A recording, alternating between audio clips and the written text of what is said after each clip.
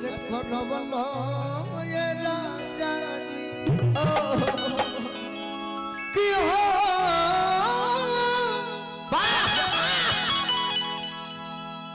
एगो फिल्म आइल पुष्पा ओकरा में हीरो अल्लू अर्जुन कहलन कि पुष्पा हाँ झुकेगा नहीं कहता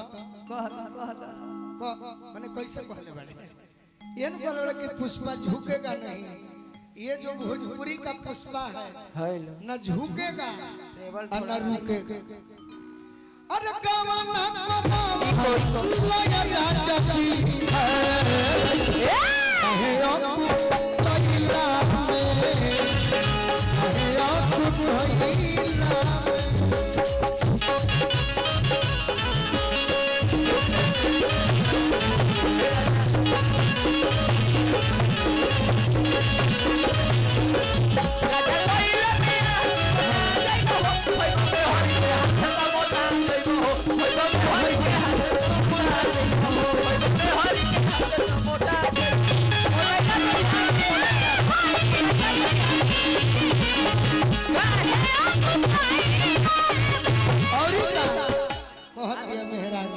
मेहरारू तो ना कह सके ओरिजिनल कही दिल के मेहरारू कि का होई रुपिया अरे बानी एक बोझा कोई ऐसा मेहरारू नहीं के जकरा रुपया ना चाहिए वो चाहे गांव के हो के शहर के हो के चाहे हालैंड ले लिया हो रुपया सबके चाहिए। अच्छा रुपया चाहिए ना कि मर्द भेरी ना चाहिए चाहिए कहे ना चाहिए लेकिन रुपयो चाहिए पहला श्रृंगार रुपये हो ओकरा बाद मरद अब हम मेहरारू पर शक हो जाए करो सब कैला में का पहले रुपया खोजती है तो मर्द खोजती है शक ना होके के चाहिए दूसर मर्द नहीं खेला खोजत रुपये न खोजती है अपना मर्द से रुपया ना खोजे तो दूसरा के मर्द से खोजी बताइए पहले गीत आवत रहे निशा जी हां जी कि आई बहार है अरे नर नार है तुमसे प्यार है आज मोर बलमा तेरा इंतजार ऐसा दिन से मेहरारू सोचत हुई कि आई बहार है अरे नर नार है आज मोर बलमा नहीं तो दूसरा भी तैयार है। देखा वैकेंसी चालू रखल जरूरी बा गोलू जी वैकेंसी चालू रखल जरूरी बा केहू ना केहू तो पोस्ट पे रहे के चाहिए यही तरह जानी से अरविंद भैया हमार अरविंद भैया देखिए हम बैठ गए रहनी अरविंद जी हमरा को उठैले बड़े यही तरह जानी जे को पंचर बनावेला मेहरारू एगो पंचर बनावेला मरद के बियाह भई सुहाग रात के दिन गइले नु अपना रूम में ड्राम में पानी भर ले अपना मेहरारू के सेटे टंगल ले हां आ ड्राम में डुबा देले तो मेहरारू कहले करे ये क्या कर रहे हैं राजा जी शादी हुआ सुहाग रात मनाई तो कहता है कि सुनो मैं पंचर बनाने वाला हूँ जब तक पानी में नहीं भीग जाऊंगा पते न चले कि छेद कहाँ है। अरे क्या हो ए निशा जी तबे नु पता चली पंचर के लेला नु सुननी हां अरे वो पंचर बनाई या बनवाई हमरा में कोनो इंटरेस्ट नहीं सुन ली जब हमरा साइकिल ना किनाई रहन और भैया हां 4 दिन हम खाना ना खाई ओहो पंचर हमार खराब हो गई गाड़ी के हां साइकिल के हां जी देखो हमारा गांव के मुनी चाचा हां सुन ली मुनी चाचा रहलन पंचर बनौलन तो देखनी जे पंचर कैसे होला टायर में से ट्यूब निकाल के गोले गोले घुमावले बैटरी के पानी में कर के डुबावलन तब बुझबुझी छोड़त रहे तो जे पकड़ा गेल के ये जे पंचर बा तो ई तरह एक जना के बियाह होई हां पंचर में रहनी सजी सुनी हां जी सुनत नहीं भटियारा और मथा के ए तरह बियाह भइल में खुशी हां पंचर वाला रोहन 70,000 तिलक मिल रहे अपना मेहरारू के सुहाग रात के दिन हां सेटे टांग के ऐसन बोली है कि हम इजा खड़ा होके सुन सकी सुनी हां चुटकिला चुटकिला और बहुत गजब गजब के चुटकिला हो गेला अरे सोची सेटे टांग के आ ड्राम में डुबा दे तो ये क्या कर रहे हैं तो कहत कि देखो हम पंचर बनावे वाला है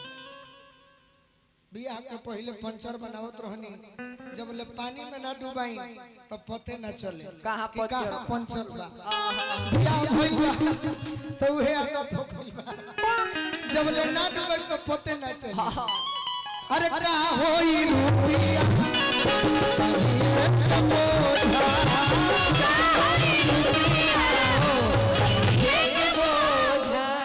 अरे तू ही जो रहा अखिए के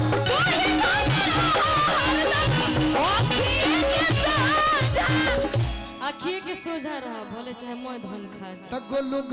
गोलू बाटे चढ़क गाड़ी धर अरे गवाला काहे निशा जी आज रौरा नहीं रुआ हई जो और स्टाइल बनू आधा दिखावे वाला एमे हम गबड़ा जाइला चप्पर गुड़ रौरा गायक के हीरो बना दे हनी रौरा गबड़ा तनी अरे हम कौन होते हैं किसी को कुछ बनाने वाले सब अपनी किस्मत लेके आए हैं ये तो गलती है लोग कहे कि हम अपना किस्मत से आइल बनी सब कोई अपना अपना गलत किस्मत बना। से बा। ना जी ऐसे हम कहीं के अपना किस्मत से आगे बढ़ल बनी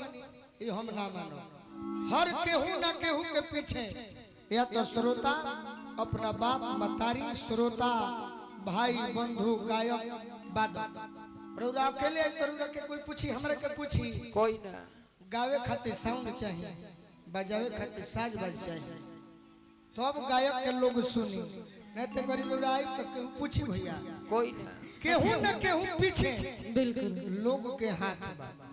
अमिताभ बच्चन जनता ने कैसे बढ़ल बड़े ओकरा के बड़ा होला